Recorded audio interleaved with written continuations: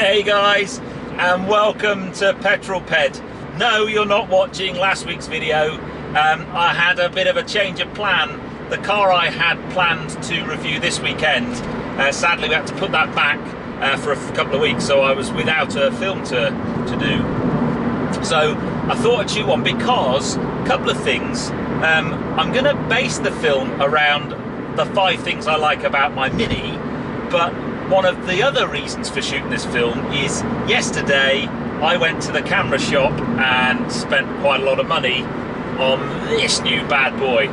So this is a Canon 750D digital SLR camera, and that's going to be my new weapon of choice for creating videos. I'm still going to use Sony action cams in car, but the outside stuff I've decided to upgrade. I just felt that my old Handycam I bought a year ago when I first started this YouTube malarkey, it just wasn't giving me the quality, and the big thing as well is I was using just an internal mic on there, so if it was ever windy or you know, the wind conditions weren't perfect, you got lots of wind noise and it wasn't great. So the other thing I've got coming for that, which should hopefully arrive today, is a Rode external mic and windsock. So that should give me much better quality images, much better quality audio, and also because it's a digital SLR, I should be able to get some really nice stills as well when I go to all these kind of car shows and events. It's nice to get some proper pictures instead of just taking photographs with my iPhone, which is what I do at the moment. So let's do 5 things I like about Ruby Roadster, but all the external shots I'm playing with my new toy.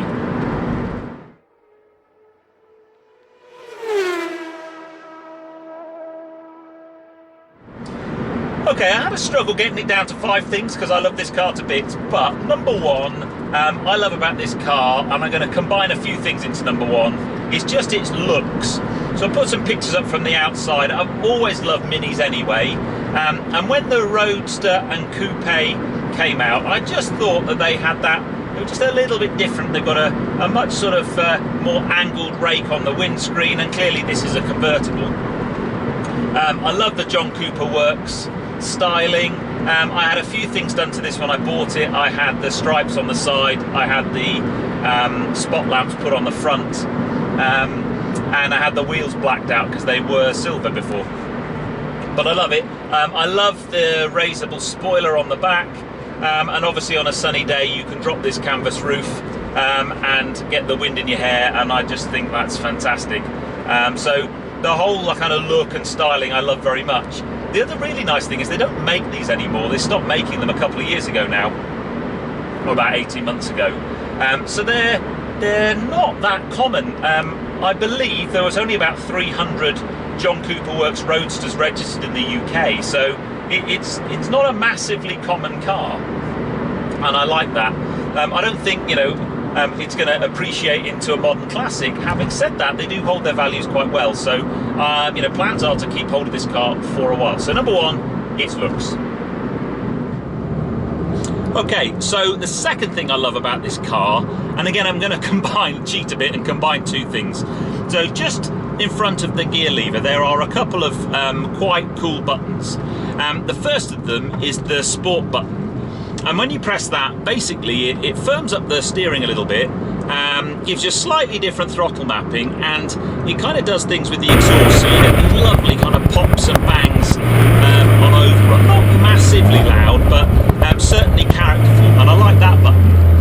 The next one next to it it disengages start-stop.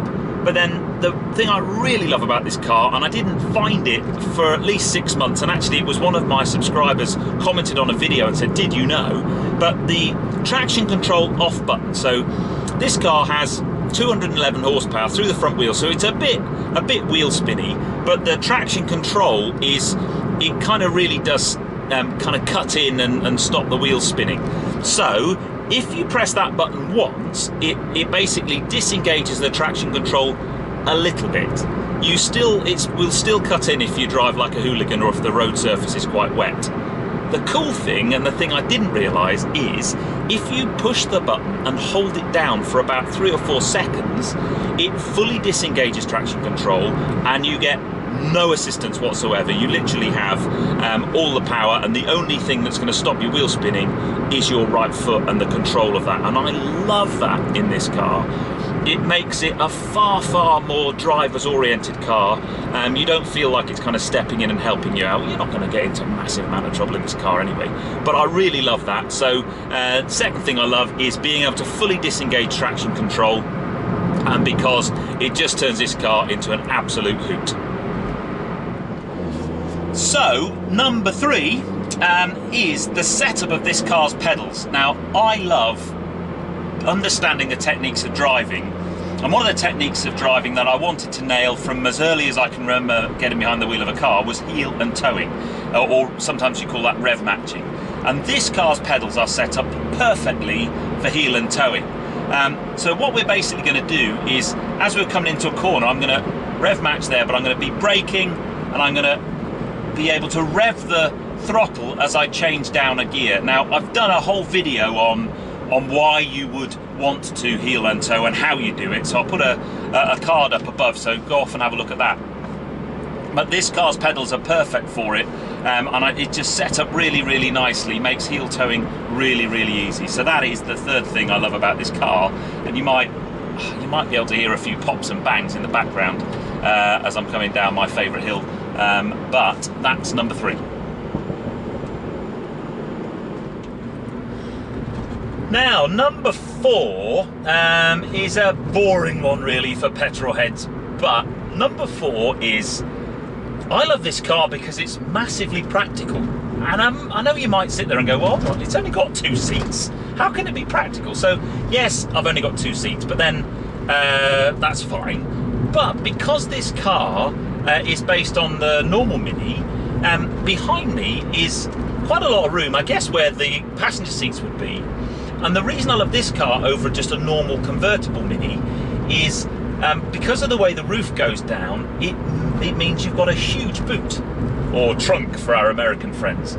So I don't have any seats in the back, so the roof mechanism goes down. It sits under a beautiful tonneau. So again, my big problem I've got with the Mini convertible is it looks like an old Silver Cross pram when the roof's down, and I don't like that. So this has got a huge boot. When the roof's down, it's got a lovely tonneau, and I just think that's fantastic. And you can get loads of stuff in it. And again, in my very early Petrol Ped videos was how much stuff can I get in the boot of my Mini Roadster. Again, I'll put a link if you want to go and see that, but I got loads of stuff. Golf clubs, tennis kit, in fact I even got in it myself. So that's number 4, practicality. Oh, and also you get some really good fuel economy. So on a long trip, this thing will do over 40 miles to the gallon, which is a kind of bit of practicality too. So that's number 4.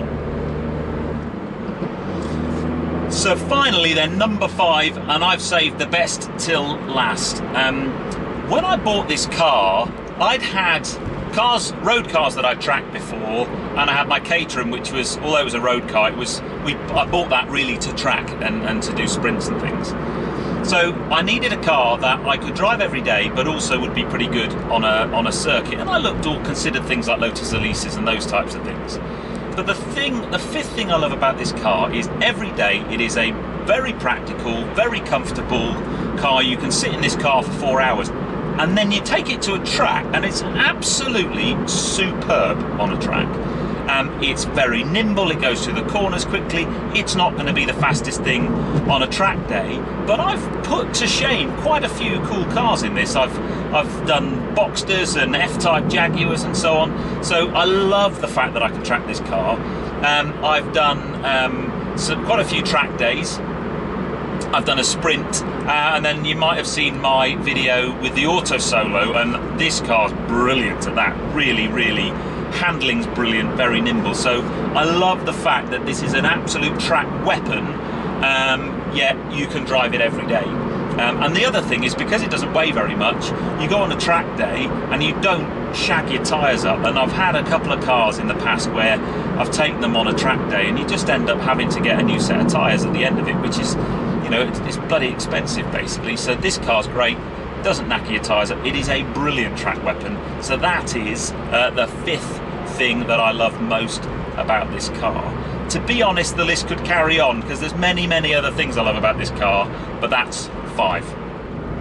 Okay guys, so that brings me to the end of this short little video and a little bit of a kind of an experiment for me. So I am really looking forward to getting my hands on this and playing with this more. I think it's going to make quite a difference to the quality of the videos. And the really cool one I've got next weekend. Now, tiny spoiler next weekend, you all need, now bearing in mind this will have gone live on Friday, so actually it's the following day.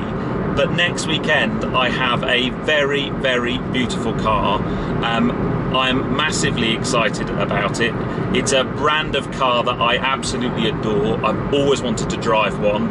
I had a little induction last week into how to drive the car because it is a hugely powerful car. All I'm going to say is it's 2 seats, it's a convertible, and it's got 12 cylinders and a shed load of horsepower. That's all I'm going to say. But it's going to be good. So that's another reason why I bought that camera, because I just needed to be able to do it justice on the outside. So hopefully if the weather's good, we'll get the roof down, we'll get some really cool noises. So that's what's coming next in terms of video. And then we're not far off of the Minis Take Goodwood track day, and I've got some fantastic stuff planned for that. So hopefully you've enjoyed the video. If you tell me what you think about the new quality of some of the external shots I put in this video. I'm still playing with the camera. I got it yesterday. Typical bloke, I haven't read the instruction manual either.